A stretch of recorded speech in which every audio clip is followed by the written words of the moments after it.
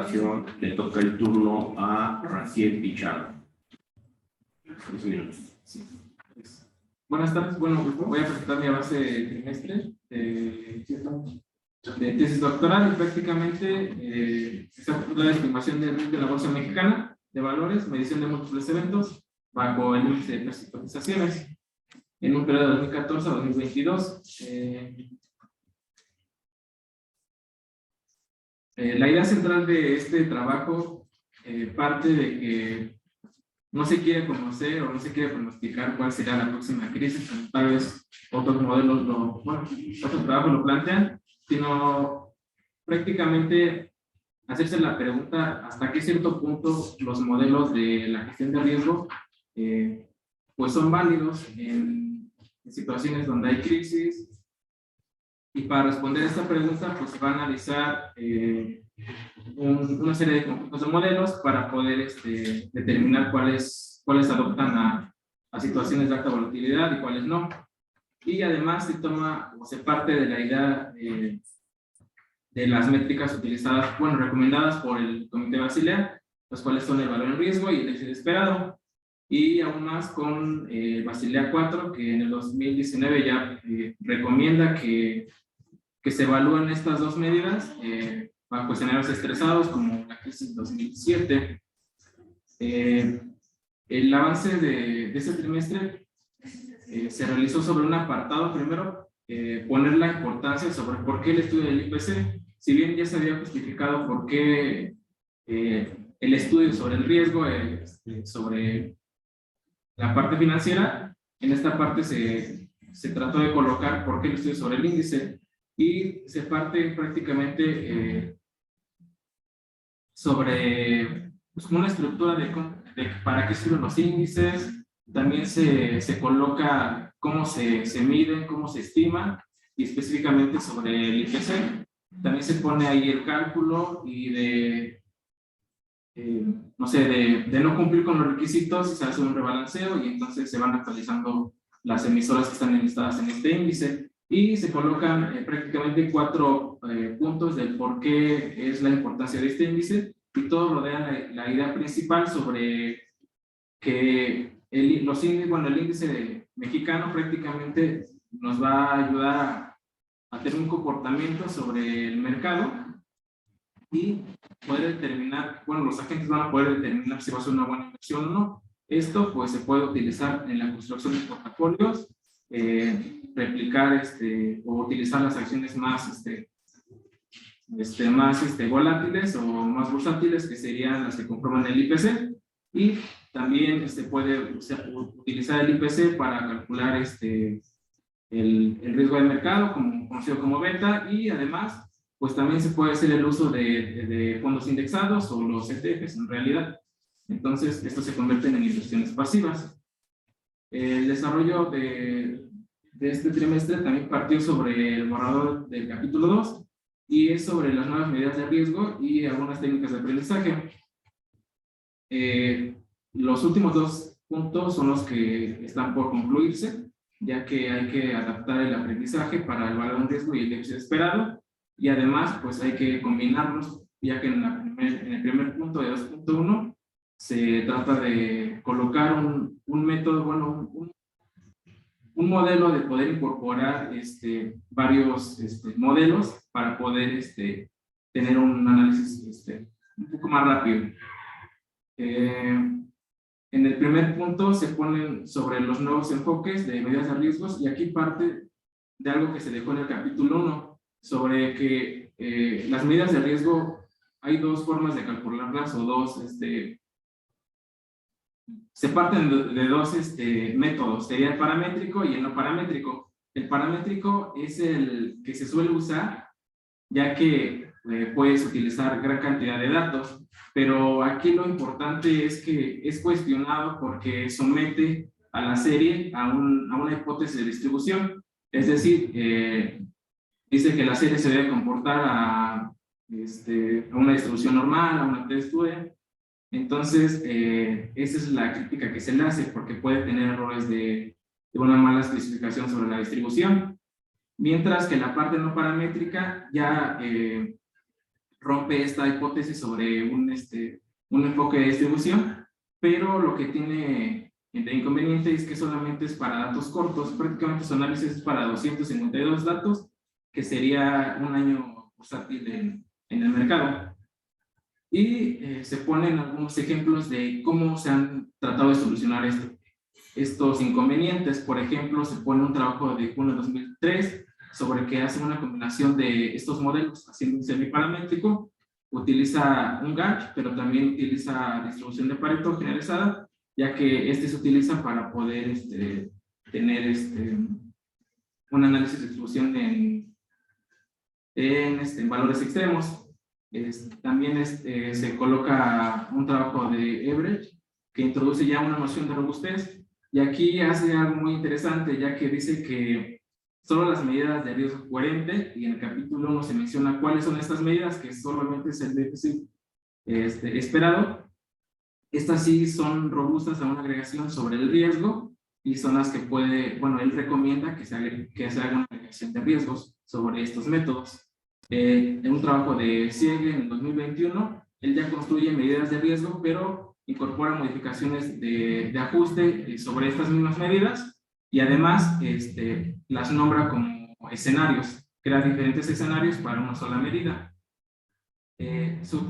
La justificación de poner la parte de aprendizaje automático son dos puntos importantes. Primero, porque el aprendizaje, se utiliza en ese trabajo más las neuronas, es porque no restringen a una distribución, o sea, no hacen suposiciones sobre cómo se debe comportar una serie de datos, entonces por eso se ponen. Y además se toma el trabajo de Hecton en el 2002, que ya sostiene que los métodos tradicionales no son compatibles o no son adecuados con el análisis actual que se vive hoy en día. Y esto también se puede ver o se puede comprobar con los modelos que se realizaban en el primer capítulo, donde se modela un autorregresivo, se modela una media móvil y una ARIMA, y donde prácticamente no puede seguir el comportamiento de la serie original. Además, se sostiene la importancia del aprendizaje automático con algunos autores que han utilizado estos métodos ya dentro de las finanzas. Parten prácticamente sobre el pronóstico sobre algunos índices. Por ejemplo, Mann en el 2005 pronostica el índice del Dow Jones, utiliza una red neuronal. Jesse en el 2004, por ejemplo, analiza métodos igual de redes, pero para los índices, el DAX, el índice de Inglaterra, el SP, y el de Japón. Sí, Japón. Entonces, pero también los utilizan para portafolios. Por ejemplo, Casas en el 2001 ya utiliza estas redes para poder ver el comportamiento de activos, y el que tenga mejor pronóstico invierte en ese activo. También Sanger en el 2020 ya adopta estos modelos de aprendizaje, pero para poder determinar el ratio de Hep, que es para una cartera. Y lo interesante aquí es que también ya se proponen modelos híbridos, se hace la combinación de las series temporales clásicas y las redes. En el trabajo de Ron en 2007, él analiza el índice de Corea, y lo que dice el trabajo, se pone el trabajo no sé pronunciarlo, pues sería de Juresen en el 2011, ya que él hace una declaración de que no es necesario tener modelos híbridos, sino con una red estándar es suficiente para poder pronosticar. Y sobre esto se parte y se utiliza la justificación de Sharman en 2021, ya que dicen que sí, los modelos poseen una capacidad superior, pero hay que reconocer que tienen limitaciones. Por ejemplo, pues se necesita una buena estructura, un buen diseño, y además pues no hay como un manual correcto para hacerlo. Y que también el número de entradas, el número de neuronas, el tiempo también de entrenamiento, pues van a ser factores que que van a repercutir en la precisión del pronóstico del comportamiento de la serie. Se toca una parte sobre los métodos de aprendizaje, específicamente sobre las redes neuronales, y se hace hincapié sobre cómo se componen, cuál es su estructura y cuáles son, bueno, por ejemplo, las redes, bueno, la parte de la capa de entrada, las ocultas y las de salida. Para poder hacer esto, se mencionan solamente dos partes importantes. Sería la red neuronal recurrente y la memoria a corto y largo plazo. Prácticamente la red recurrente se coloca en ese trabajo porque tiene una retroalimentación para aprender secuencias. O sea, lo que le diferencia a una red tradicional sería que puede procesar entradas futuras, y las redes tradicionales solamente lo que se programa y lo que se puede aprender. En este caso, las recurrentes pueden aprender durante todo el entrenamiento, pero además aprenden sobre entradas y salidas también. Aquí se menciona la dificultad que tienen estas neuronas y se utiliza el trabajo de Javi en el 2019, ya que tiene dificultades. Primero, pues la dificultad de entrenamiento es la primera, las conexiones de cuántas neuronas se necesitan, y también pues los problemas de gradiente que se pueden desvanecer. Esto aquí se utiliza el trabajo de Pascano en el 2013 y para explicar este fenómeno, ya que va a ser la dificultad de capturar las dependencias a un largo plazo, y para eso se utiliza la memoria a corto y largo plazo, en donde se propone solucionar este problema se incorpora una parte extra. O sea, prácticamente una red recurrente sí tiene la parte de retroalimentación, que puede estar aprendiendo constantemente, pero en este caso hay una parte, y aquí se coloca como una puerta de olvido. ¿Qué quiere decir esto? Prácticamente que va a ser una herramienta que se va a poder deshacer de información innecesaria para que funcione de una mejor manera la red recurrente. En este caso, eso ayudaría a resolver este problema. Y dada esta estructura y la justificación que se hace en el trabajo sobre que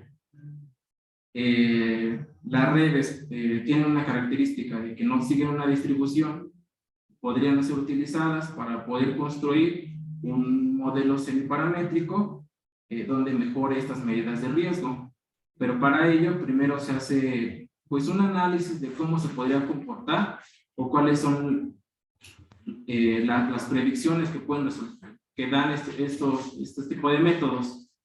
Para esto, igual que en el primer capítulo, aquí se hace el pronóstico sobre dos índices bursátiles, sobre el IPC de la Bolsa Mexicana y sobre el S&P 500.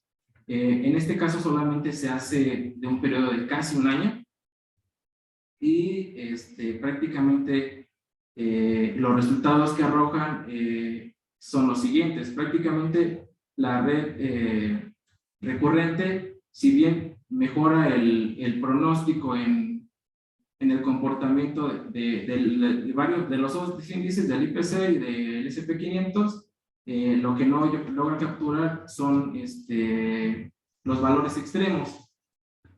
Y esto se puede ver, bueno, ya en la memoria de corto y largo plazo, sobre que ya mejora captura de una mejor manera el comportamiento de los índices.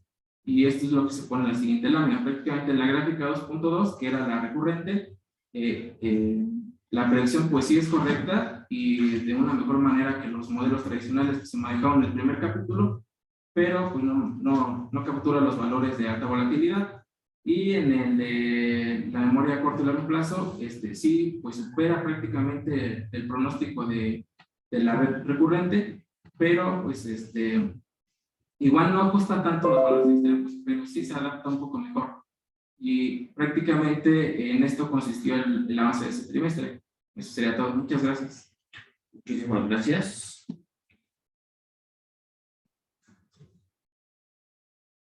Vamos a dar la palabra al lector, Yolanda Sandoval.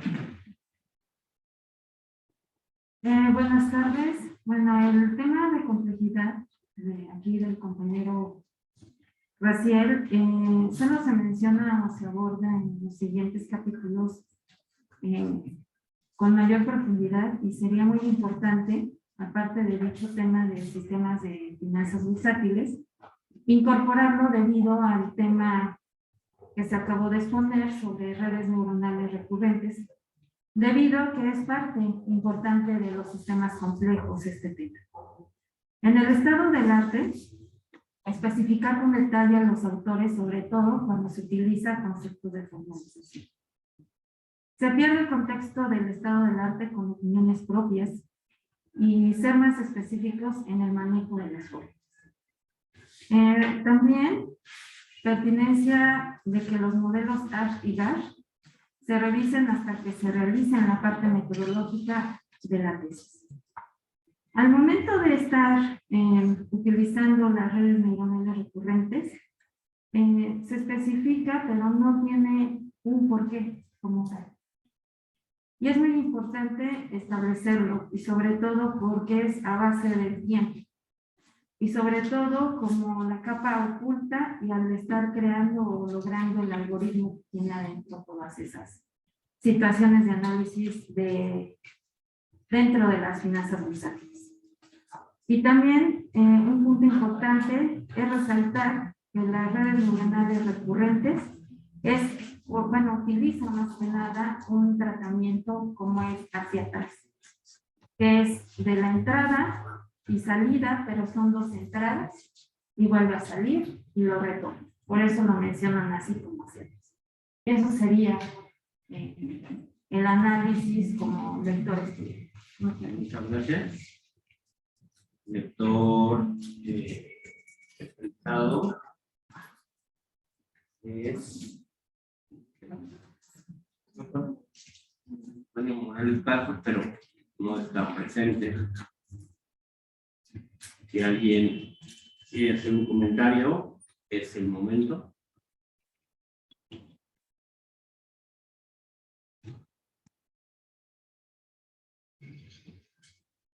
Si no, vamos a concluir la presentación. Sí.